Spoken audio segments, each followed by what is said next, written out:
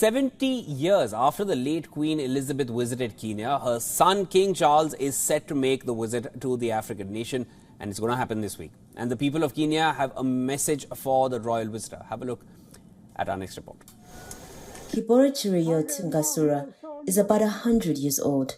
In 1952, he was among a group of young men chosen to sing for then Princess Elizabeth at an event near Lake Victoria.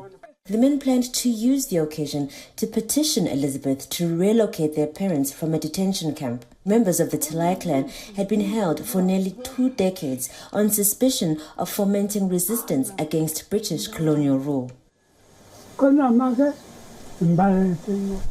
event never happened. King George VI had died, and the new queen hurried back to London.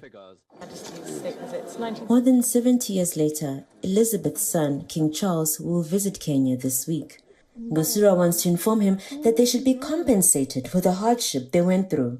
Joel Kmeto is the representative of the Kipsigis ethnic group, of which the Talai are one of 196 clans. We are asking King Charles III also to touch on the same.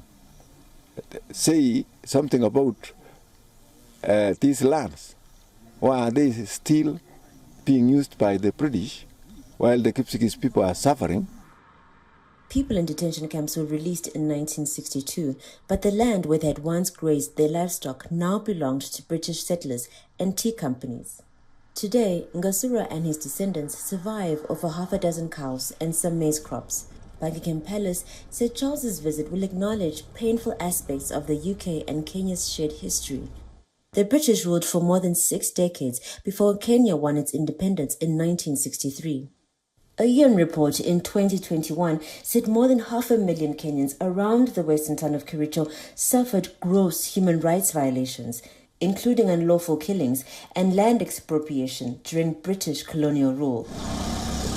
Kipchoge Arab Chomu is visiting the mausoleum for Koitalel Samoei, his great-grandfather. Samoei was a colonial-era chief of the Nandi people who fought against British colonial rule. According to historical records, Samoei was murdered in 1905 by a British intelligence officer. In fact, we don't request. In fact, we have to demand a public apology from the government of British because of the atrocities they meted on our people.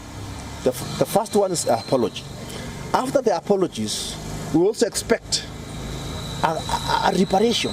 The British government has not been receptive in the past to requests by the Kipsigis and Talai to discuss compensation. In 2019, it informed the communities it had no intention to enter any process to resolve the claims, according to the WION report. A spokesperson for the British government's Foreign, Commonwealth and Development Office noted that the UK government had previously expressed regret for abuses committed during a 1952 to 1960 uprising in central Kenya against colonial rule. The spokesperson did not address the allegations raised by the Kipsigis and Talai. Buckingham Palace did not respond to a request for comment.